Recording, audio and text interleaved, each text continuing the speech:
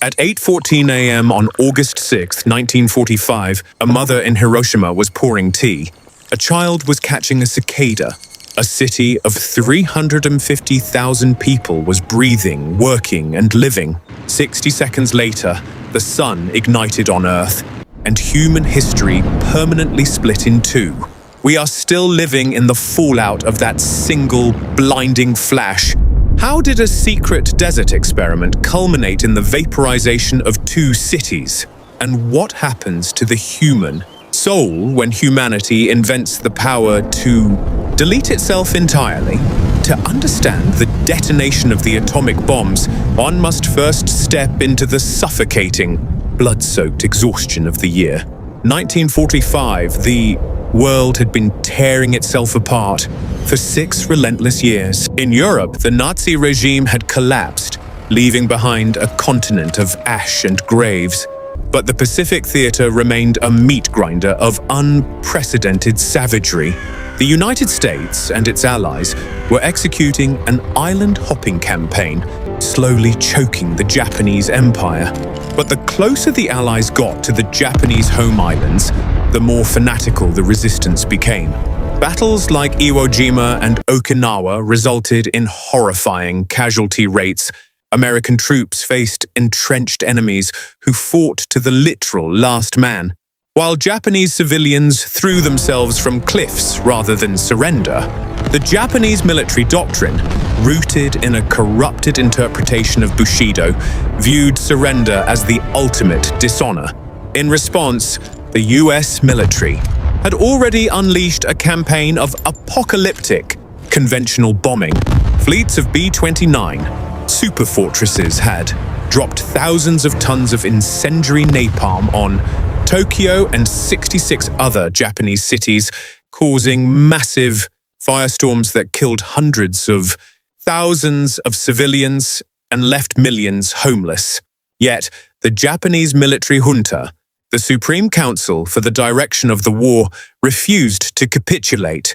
For the Allied commanders, the alternative was Operation Downfall, a massive amphibious invasion of the Japanese home islands. The military calculus was chilling. Projected casualties for the invasion were estimated at up to 1 million Allied soldiers and tens of millions of Japanese soldiers and civilians. The Allied leadership was staring down the barrel of a protracted, genocidal bloodbath that could stretch into 1947. In this desperate, morally desensitized climate of total war, where entire cities were already being systematically incinerated from the sky, the introduction of a new revolutionary weapon was not viewed by military planners as a moral crossing of the Rubicon, but as a devastatingly efficient logistical solution to force an immediate end to the greatest slaughter in human history. While the battles raged in the Pacific, a completely different, silent war was being waged in secret laboratories and hidden cities across the United States, born out of a terrifying letter penned by Albert Einstein to President II, Franklin D. Roosevelt in 1939, warning that Nazi Germany might be developing a weapon utilizing nuclear fission. The Manhattan Project became the most colossal scientific and industrial endeavor in human history. Under the direction of General Leslie Groves and the brilliant, tormented theoretical physicist J. Robert Oppenheimer, the project mobilized over 130,000 people and cost roughly $2 billion, all in absolute secrecy. Entire cities like Oak Ridge in Tennessee and Hanford in Washington were built out of thin air simply to enrich uranium-235 and synthesize the entirely new element, plutonium. This was a gathering of the greatest minds on the planet, unlocking the foundational binding energy of the universe. The theoretical became horrifying reality on July the 16th, 1945, in the desolate sands of the Jornada del Muerto Desert in New Mexico. The Trinity test unleashed the world's first nuclear explosion.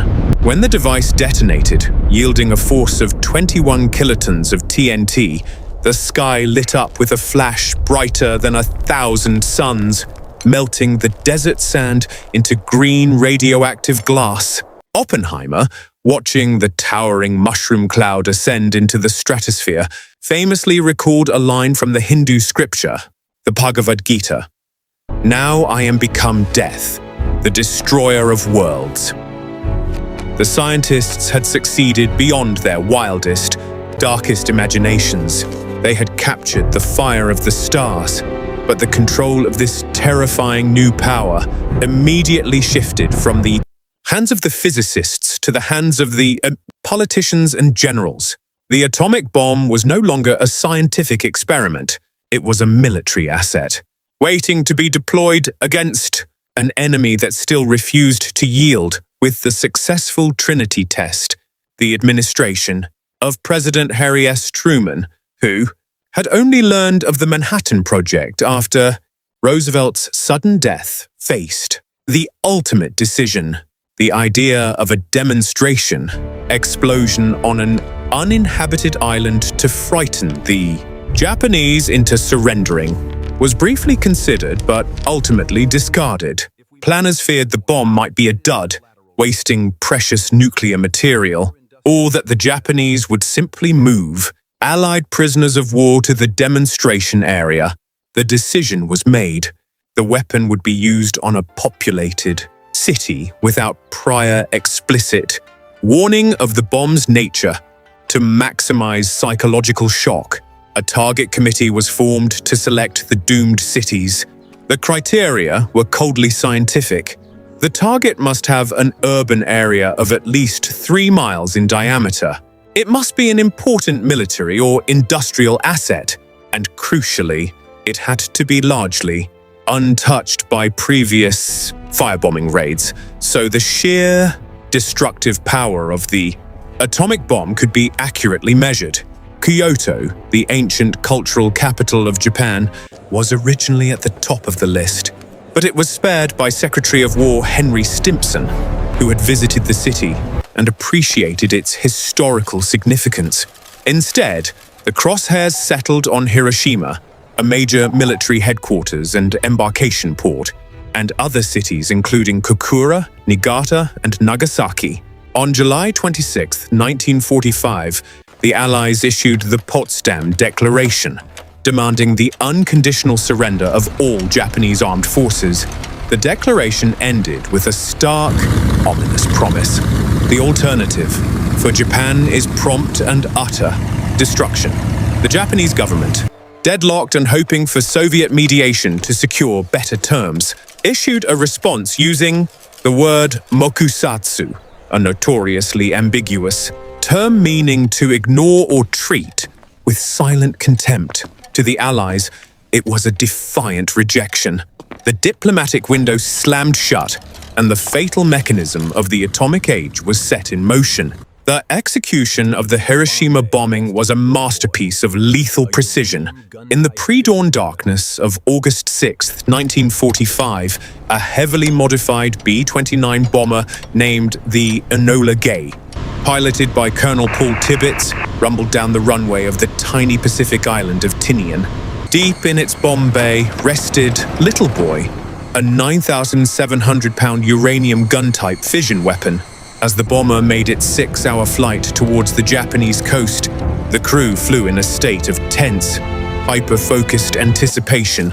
Back on the ground in Hiroshima, the morning began with a serene, terrifying normalcy. The city had been spared from massive air raids, leading some citizens to tragically believe they were under a special protection. Air raid sirens had sounded earlier that morning due to a passing weather plane, but the all-clear had been given. At 8 a.m., thousands of people, factory workers, soldiers, and mobilized school children, assigned to clear fire breaks, were out in the bright morning sunshine. When the Enola Gay appeared high in the azure sky at 31,000 feet, accompanied by 2 observation planes, many on the ground didn't even run for shelter. They assumed it was just another routine reconnaissance flight. At exactly 8:15 a.m., the bombardier, Major Thomas Ferriby, locked his bomb sight onto the T-shaped Aioi Bridge in the center of the city and pressed the release. The massive bomb fell from the belly of the plane, arming itself in the freezing air. The Enola Gay instantly executed a violent 155-degree diving turn to escape the impending shockwave. For 43 agonizing seconds, Little Boy plummeted toward the bustling city below. Time essentially stopped.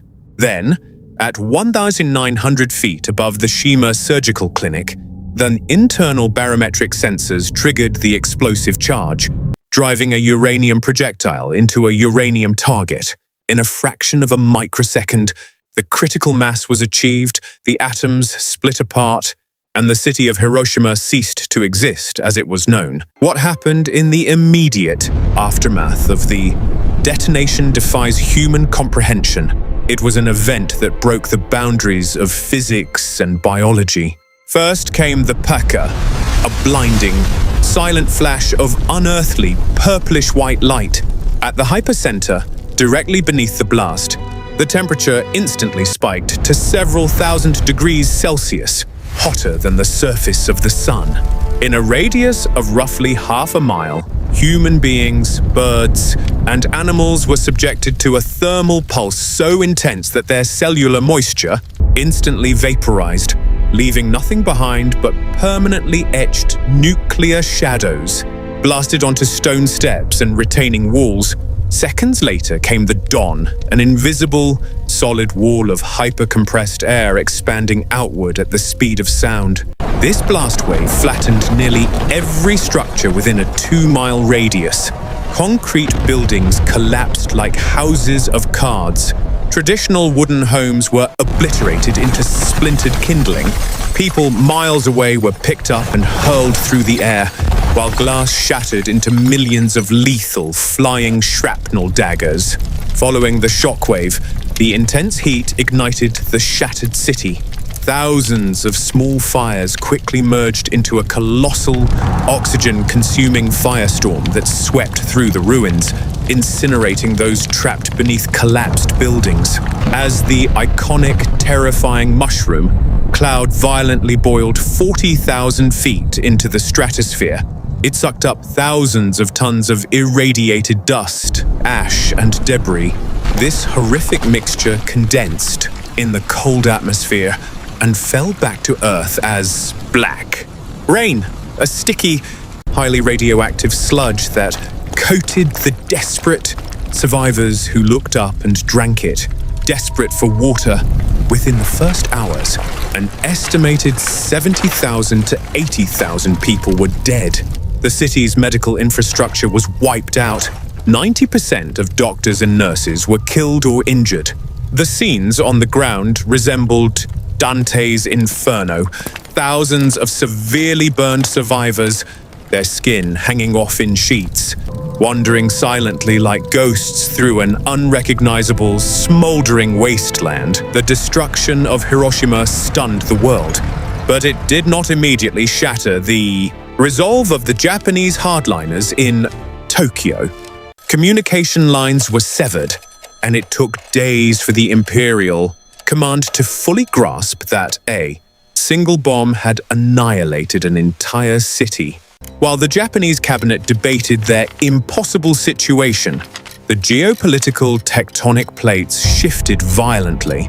On August 8th, the Soviet Union tore up its non-aggression pact with Japan and launched a massive, crushing invasion into Manchuria, destroying Japan's elite Kwantung army. Suddenly facing a terrifying two-front war, Japan was out of time. But the American military machine was already churning forward. Just 3 days after Hiroshima, on August 9th, a second B-29 named Boxcar took off, carrying a far more complex and powerful plutonium implosion bomb nicknamed FAT. The primary target was the city of Kokura, the site of a massive arsenal. However, in a twist of profound historical fate, Kokura was shrouded in thick clouds and smoke drifting from a firebombing raid on a neighboring city. Bound by orders to drop the bomb visually, pilot Charles Sweeney circled Kokura 3 times, burning critical fuel, before making the fateful decision to divert to the secondary target, Nagasaki.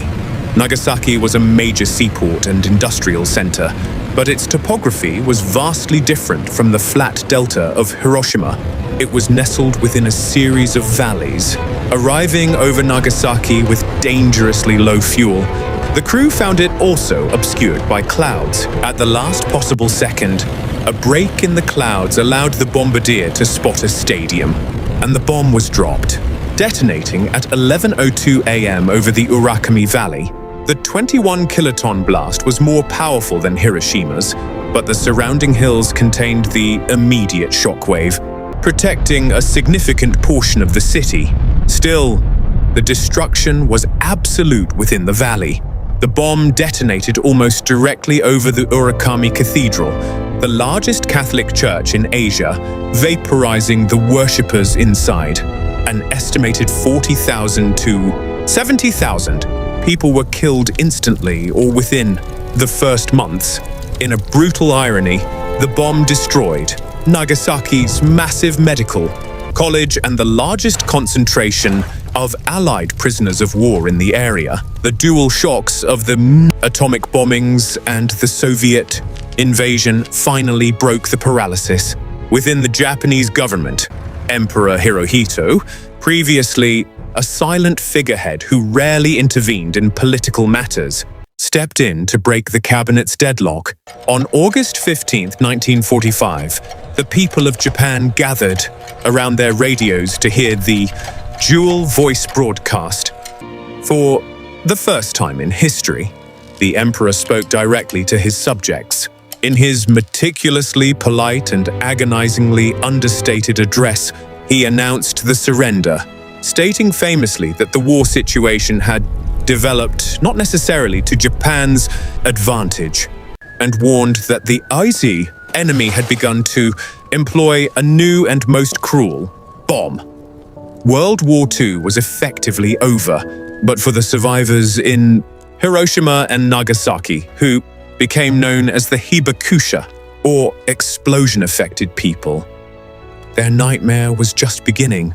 In the days and weeks following the bombings, a mysterious, invisible killer began claiming those who appeared to have survived unscathed. Victims suffered from severe fever, extreme fatigue, bleeding gums, and their hair fell out in clumps.